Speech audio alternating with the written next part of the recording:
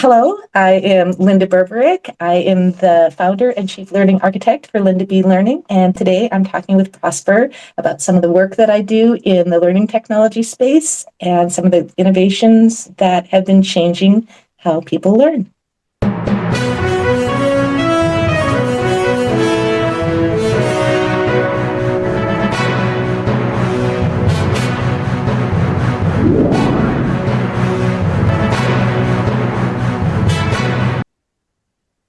Hello again to you.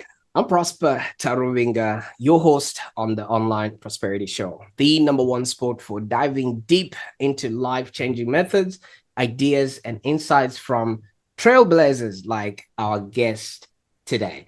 We are going to be uncovering the pain points that literally keep you up at night, and we bring the experts who have actually cracked the code with exclusive solutions that you can't get anywhere else. Now, today, we're joined by somebody who blends machine learning driven education, innovation, and a bit of theatrical pizzazz.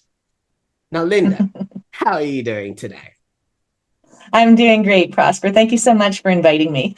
Absolutely. Well, the pleasure is all mine. And for those that are watching on video, could you just maybe explain again the essence of that red room that you've got going on there? It just really took me aback when you explained it to me.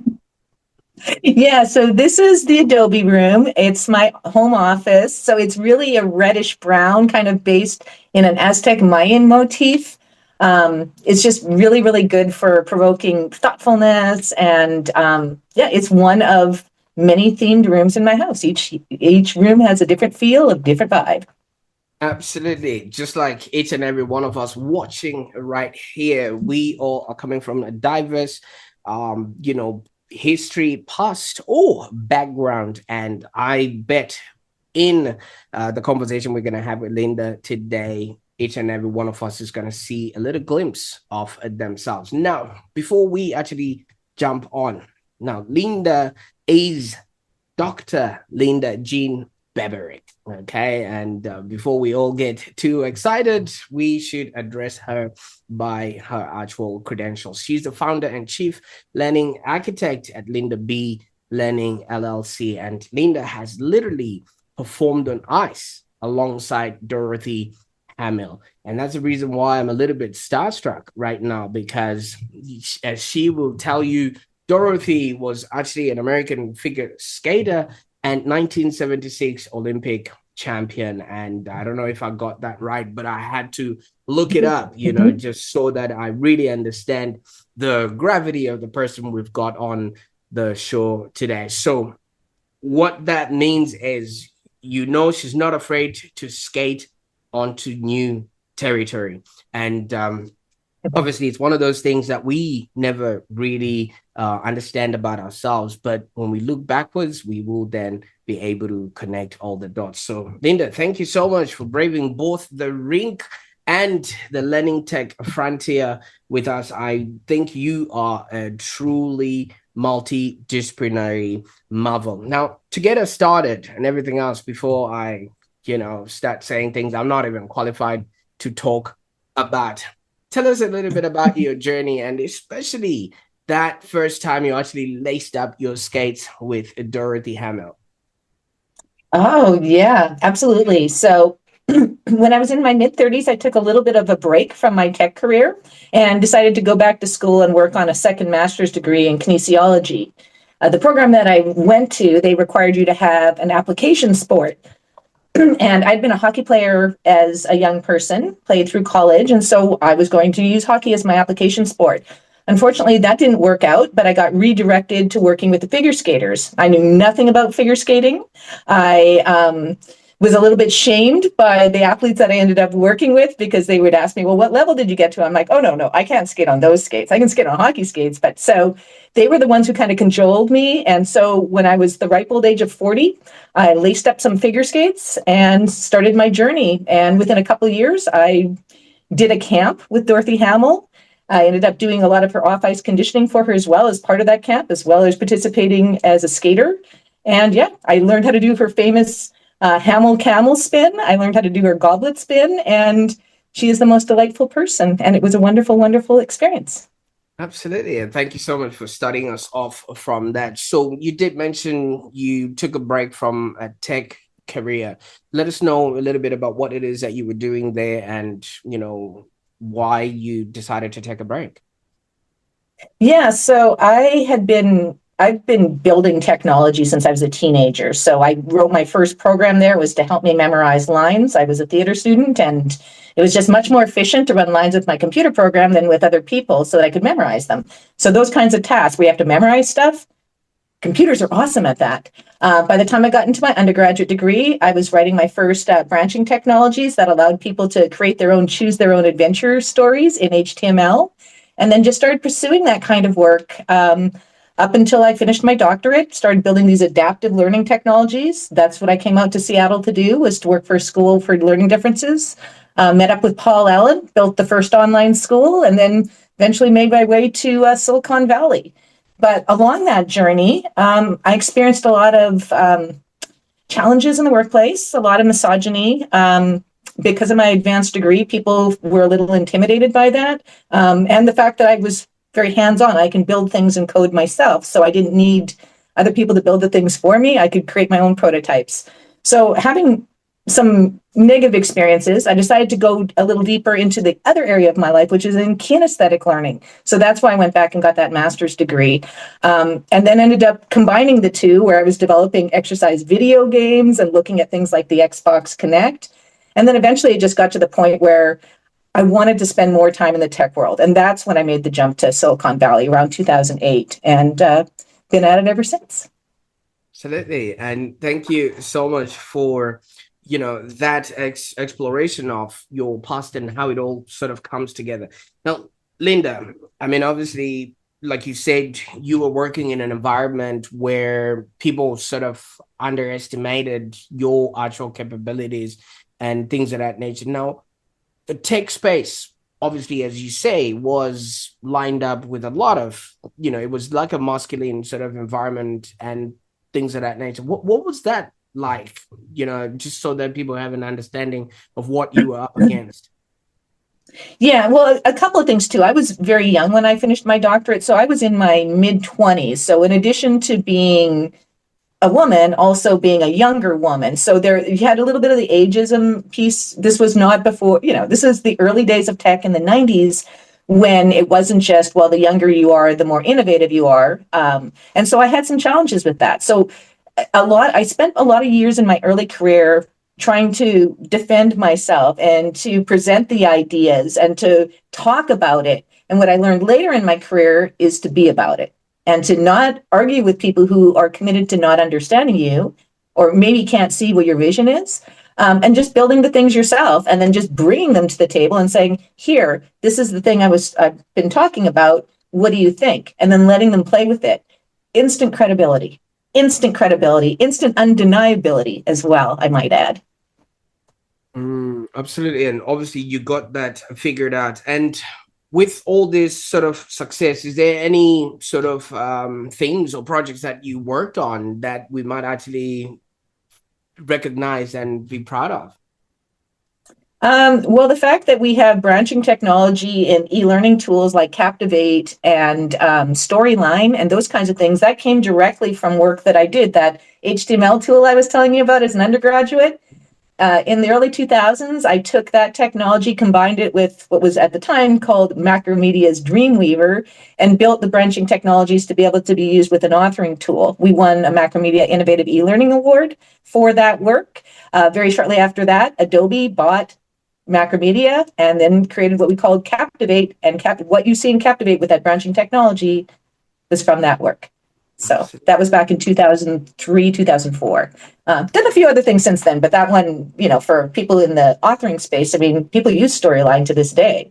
Yeah, and then just the idea that you can build authoring tools instead of having to learn how to code. Like when I was writing that first program that I wrote, that was on an Apple IIe. That's when we had programs on one floppy disk and the operating system on the other floppy disk, and feeding in a script like Shakespeare's, like, for example, let's say Macbeth. That activity alone was so much more arduous than what it could do today. Like if I were to build the exact same program today using where we are with AI, it would be almost instantaneously that I could build that same program and be able to continue to feed it different scripts. So now we're doing the importance of being earnest, and now we're doing, hurly burly. So I could feed in different scripts now and be able to do that much, much quicker.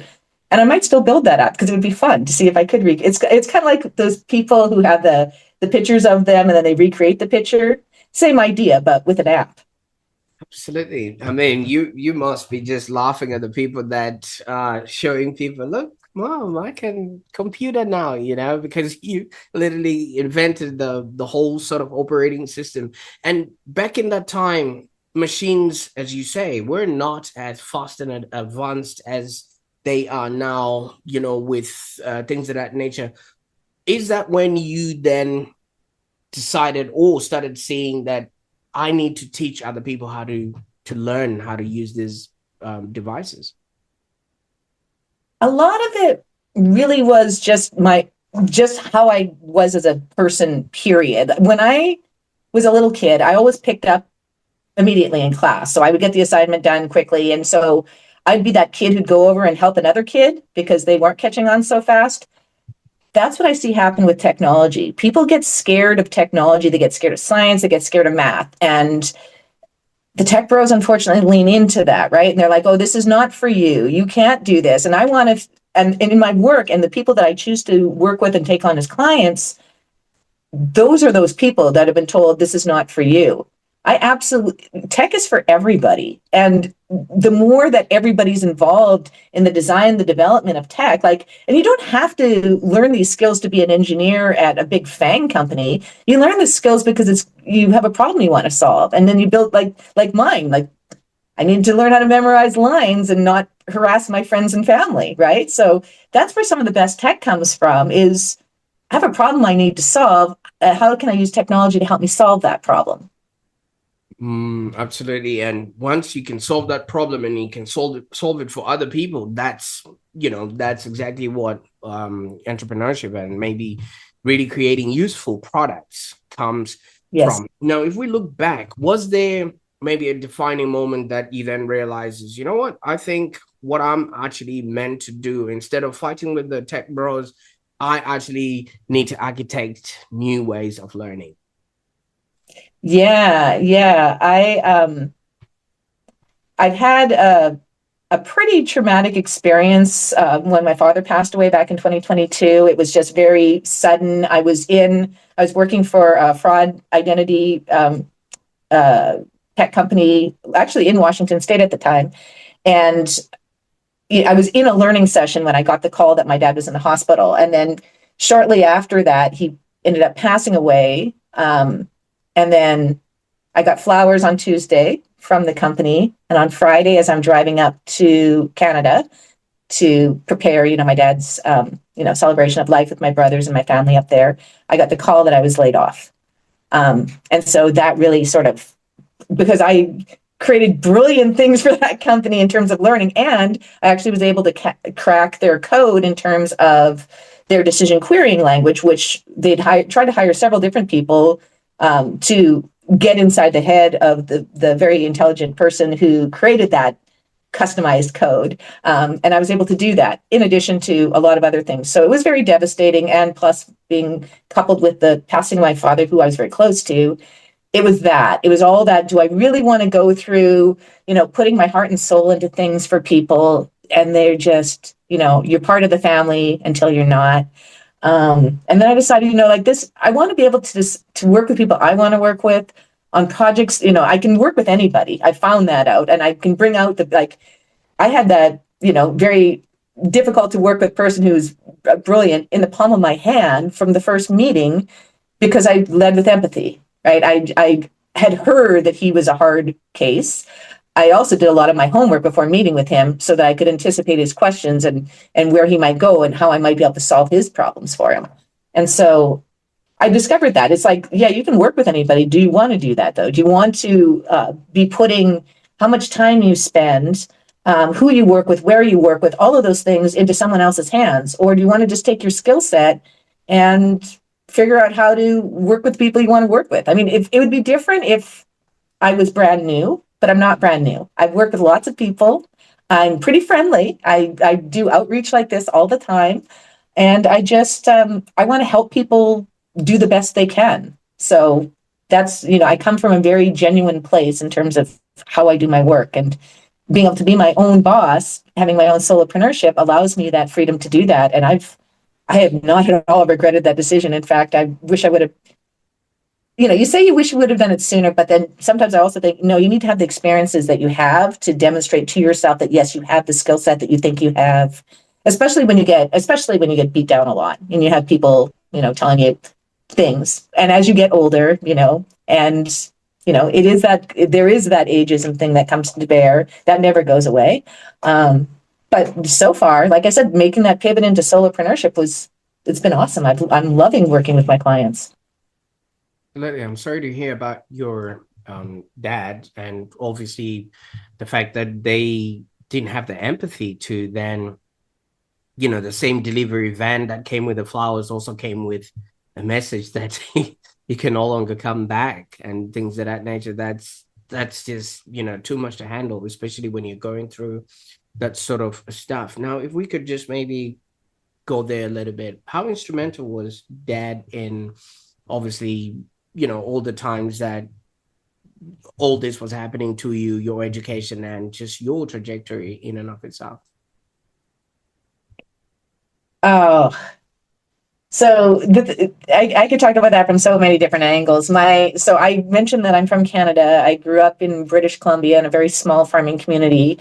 My dad was actually an immigrant from Germany. He was one of the last surviving this is the story that I'd always been told, one of the last surviving Germanic tribes before the Ottoman Empire actually conquered that part of Germany and it became a part of Germany. So, considered German indigenous, for whatever that means.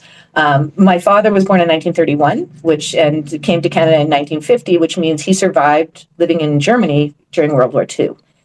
He survived his school being bombed. He survived occupation because of the part of Germany he lived, it was occupied by American soldiers during that time of his life. So he had a lot of interactions with American culture via the occupation of the soldiers who were there, when there was, famine lines and all kinds of things, as any country, when they recover from bombing and being at war. People who've not been through that experience have no idea what it's like to actually live through war, like live through things being bombed. So by the time he came to Canada, and he had a very empathetic viewpoint and perspective, and how he wanted to raise his family.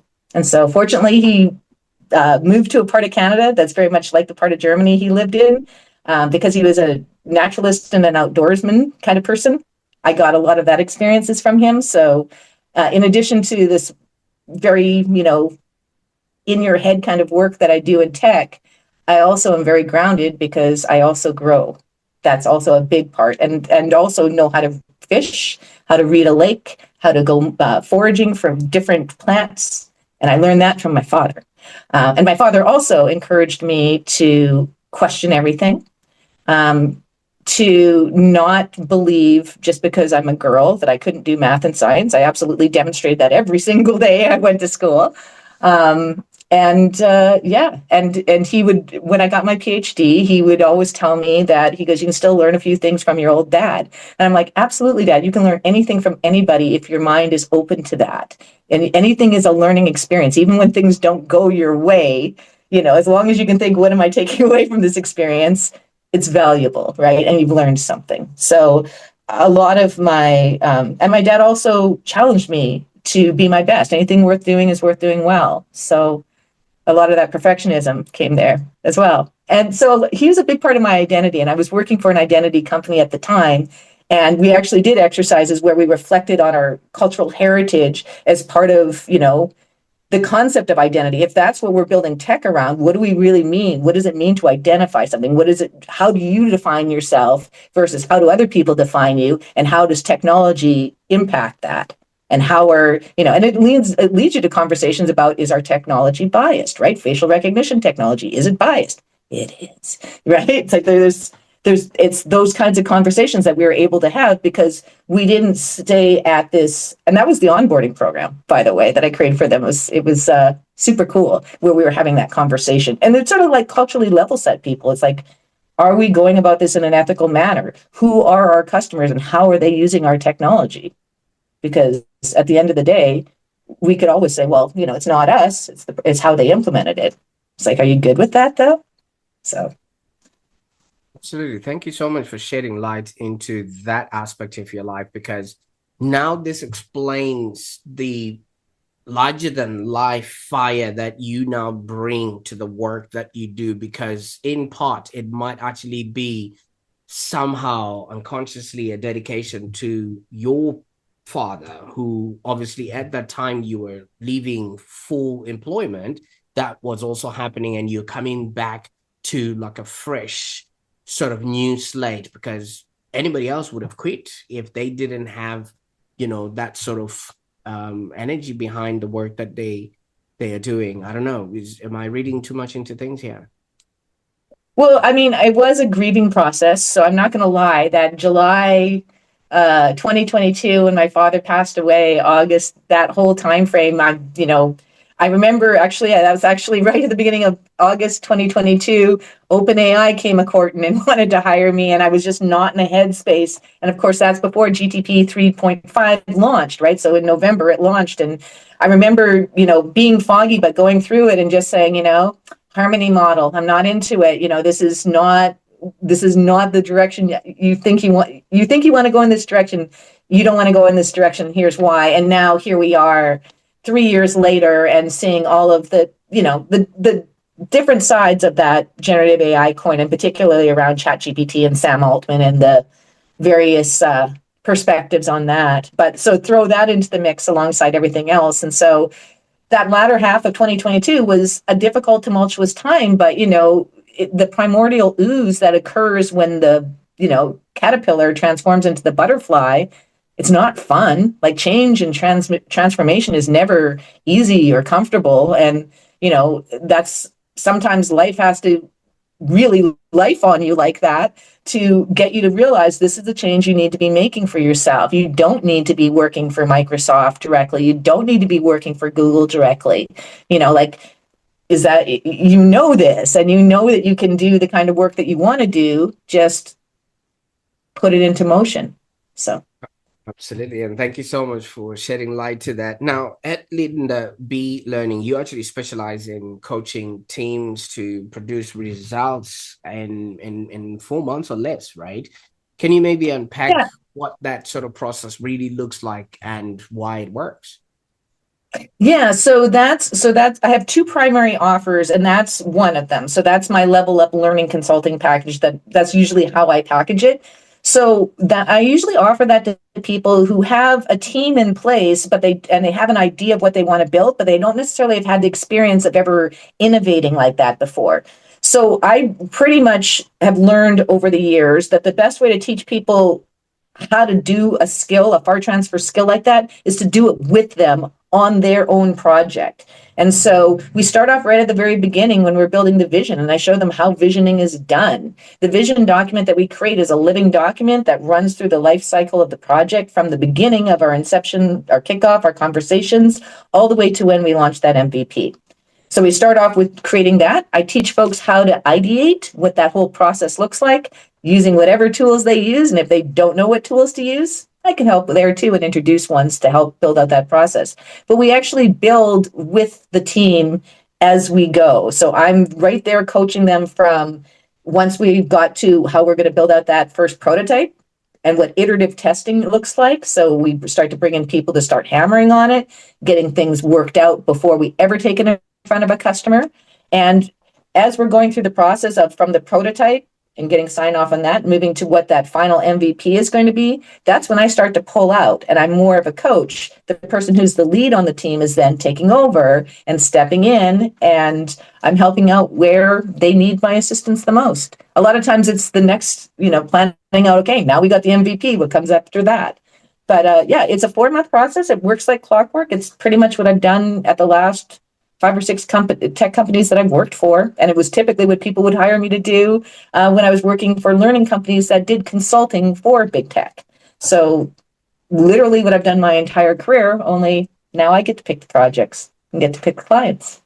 Oh, absolutely. I like that. And also something that goes with your values and how you feel and how you want to be reacting and connecting with that particular thing. Now, obviously, when people kind of see how fast you deliver, I mean, obviously they will be impressed, but is there any unseen lessons from that sort of journey that, because you're taking all your years of experience and you're just putting it into that one thing, and people might just think, oh, that was easy, you know, so many people won't see it unless you point it out. Well, part of what I like about the fact that we can package it is then that's a way for me to be generative, because when someone's worked through a project with me, now they have the skills to apply that to a different project or to a different team. And that in and of itself, like, I love peer learning programs. I've set them up at multiple different places as well. I love empowering people to help themselves. And people think, well, isn't that cannibalizing your own future business? Not at all, because I'm not a one-trick pony. There's often other places where people want, custom consulting, or they want specific feedback, because if I've demonstrated it once on one project, I can demonstrate again. So even though these are 4-month engagements, typically a lot of them I get done, like some of the work that I did at Authentic ID that I was describing, 2 months. It really depends on the nature of the project. And, they also are a variety of different projects. Some are live in-person training sessions. Some are embedded user assistance within apps. Some are apps themselves. Some are platforms. So there's all these different kinds of really cool mixtures of learning technology and learning experience design. So it's extended reality. I've done some augmented reality work as well. I've done work on holography, all kinds of different projects, because that's where the technology is now. Absolutely. See, I'm probably not in the startup age, but when we work with coaches and consultants, half of the things that a lot of people are looking for is money coming in, and for the work that you're doing, it looks like it has an investment connotation to it, but it is an expense on the part of the business with no sort of direct stripe notification immediately. Maybe you can let us know where the value that you bring to the table actually then translates to money in the bank. Return on investment, ROI, is my main metric. And so when I'm talking about the vision at the very beginning, we're defining what that return on investment needs to look like and what is our horizon for making that. So we get that figured out very, very quickly before we really get down to business on how we're going to pay back the investment you spent on me and whatever other technology is being implemented, or whatever other costs are being impacted over the cost of the engagement. And I get amazing returns on investment. Like, that's kind of my hallmark, is that I am trying to help people save money and also do it well, like do the learning well. Because if people don't understand how to use your product or be in whatever community or innovation that you've created, they're not going to use it. And there's going to be a lot more refunds than people actually there's no stickiness to it, and then you don't get to cross the chasm. But with AI, just like you've mentioned, the things that you used to do back in the time would take you ages and stuff like that, and now it's just a matter of prompting or putting things together. And many people might actually think that AI in education is just maybe a cookie cutter, or maybe it's impersonal. What's sort of a misconception that still surprises you, and how do you sort of debunk it when it comes to the work you do? It's really never about the tools, but by the intentional design. Like, it never ceases to amaze me that people don't understand that you don't build a house without a blueprint. Like, you really do need to be intentional with, just because people have built these cookie cutter containers, and that's how I call them, right? So I want to build an online community. Great. What container are you going to use? But for me, even before that, and I was literally having this conversation on LinkedIn with a brilliant woman I'm going to say from Afropolitan, because I've just recently started following her work. And brilliant, and I recommend it highly because I think necessity is the mother of invention. So sometimes when you don't have a lot, you come up with creative uses, right? So some of the best tech is coming from places that have had to innovate out of necessity. Um, but yeah, I've lost my train of thought a little bit. Sorry. Absolutely, absolutely. You know what I'm actually sensing from all of these things that we're talking about. I mean, your skating, the psychology, behavior analysis, and even your cultural roots, and now machine learning. They all sort of share something real deeper, and even the theatrical work. And I feel like it's just rhythm. You know, when something just flows, just, you're dancing in and out of all of these things that is now your expertise. And I feel like it's only you that can bring all of these things together, and the discipline of constantly delivering this. Now, how do you think maybe these early experiences that you've had and the person that you are really and secretly influence the work that you do today? I think this is true of everybody. So I don't think I'm special in that regard, but I think everybody's special and unique in the experiences that they've had. So that makes them special and unique. Um, and so it's just a combination of all the different things. And for myself personally, having early experiences with movement and at a highly competitive level, and having that being a sort of like a through thread throughout my life, that's a particular type of learning, but it also levels out the other types of learning. So you've got this psychomotor learning, right? This your physical body moving that you first learn as a child when you first learn to walk and that kind of stuff. But the rate and depth and opportunities that you might have had visiting other, for me, I was very blessed. I got a chance to travel so many places, meet different folks, be in different kinds of circumstances my entire life. And so that really did help shape me to realize what we were talking about earlier. You can learn from anybody and anything if you put your mind to that. It is people talk about that as a level of humility, maybe cultural humility, but not humility like I don't think I'm good enough. It's not that at all. It's really being open to the fact that a person thinks differently from you, and that's an opportunity to learn something, right? And especially if you listen, because this whole idea of you learn what you listen. When you're speaking, you're just repeating things that you've already been told, but when you're listening, you have the opportunity to hear something new. And just knowing that the way that you were taught was not the way that everyone was taught. And so if you talk to people who've had different experiences from you, you're going to learn something. And that's true of everybody. And if you can take that, if you can remember that and not forget because of the messaging you receive from other people, then you are able to take your own unique web of experiences, maybe not necessarily ones that you loved, but then be able to see how they all tie together to help you do the work that is, your most impactful work, where you feel like you're standing in your purpose. And that's the most rewarding thing is all. Like thinking of that as, that's what motivates me. That's my primary measure of wealth is, how squarely are you doing the kind of work you want to be doing, and also honoring the other aspects of your life, the other things that are important, because it's not all about work at all. And at least it shouldn't be.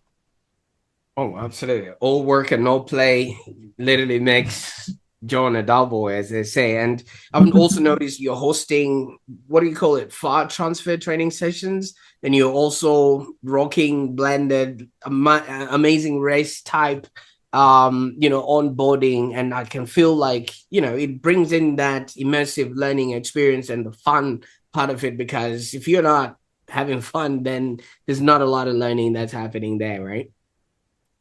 Well, the Amazing Race one was super cool because the challenges, like what you would do on the Amazing Race, were literally putting you into different job roles in the company. So if you really want to understand how the product works, well, you're going to be, having an experience that a product person would go through. You want to understand how customer support deals with our customers, you're going to have an experience from that. You're going to have an experience from the sales team. So that's literally how those challenges were set up. So the whole beginning part where we were together and learning about identity and, creating psychological safety was prior to our actually running the race. So by the time we ran the race, it really put us in a place to really bond and get to know what we were doing as a company, each other because, that was right after COVID. So people had been working remotely. And yeah, that particular program, we had two cohorts through before I was let go, and highest rate, like people still talk to me today from there. And, like, I was like, oh yeah, base camp. I'm like, yeah, base camp.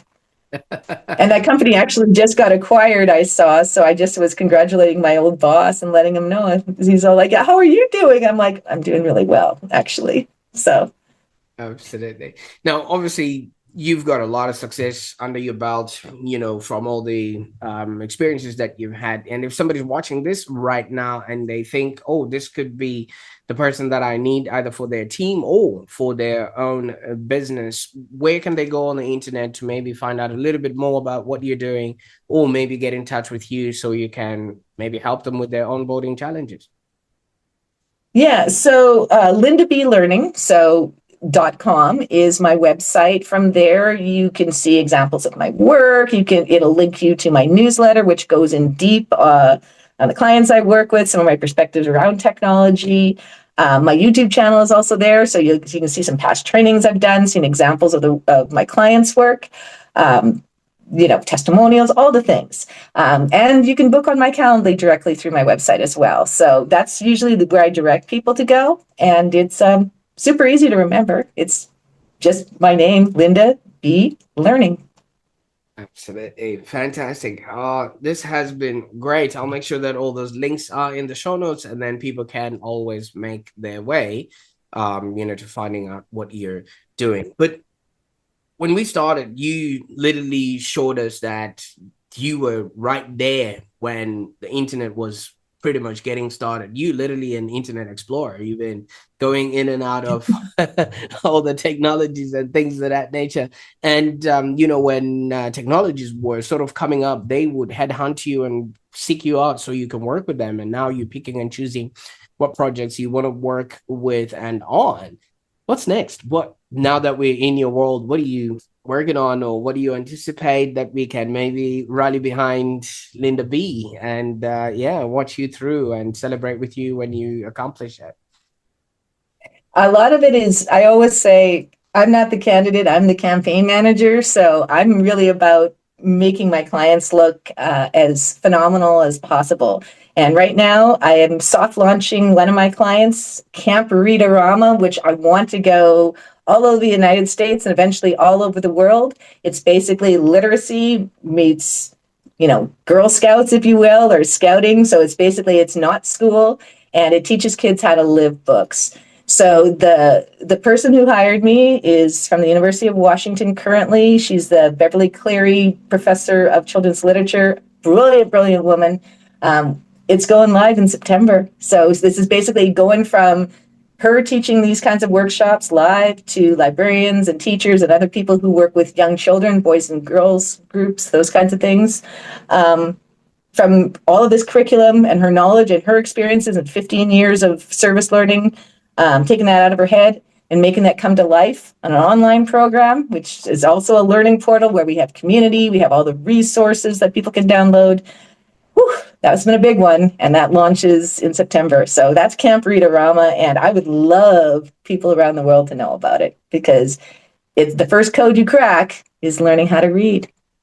Oh, absolutely. I love that. And now I can't thank you enough for the time that you spent with us on the call today. I mean, your life story and your experience have got so much value for a lot of people. They just need, like you said, crack the code and maybe reach out to you and connect, see what else you can help them be, do, and have. So thank you so much, Linda. Thank you for having me. Appreciate it. Absolutely. What a ride. I mean, Linda Berberich has just shown us, wow, creativity, data, rapid prototyping, and even a bit of ice show flair can come together to revolutionize how we actually learn. And it doesn't matter who you are or where you're starting from. Like Linda says, there is a way around that, and we all learn differently. So that pain you're probably facing right now, or that challenge you're probably facing right now, just remember that the hero's journey starts at discomfort. And I think Linda just really helped to shine the light for the path forward. So if today's episode really maybe stalked your curiosity or gave you a fresh perspective, I encourage you to hit that subscribe button and maybe share this with a friend who's maybe looking for innovation, and just upskilling themselves or doing or having something remarkable for themselves. And yeah, I can't thank Linda enough for the time that we spent on the call today. Look in the show notes for all those show links that we are going to be sharing with you this. Until next time, bye for now.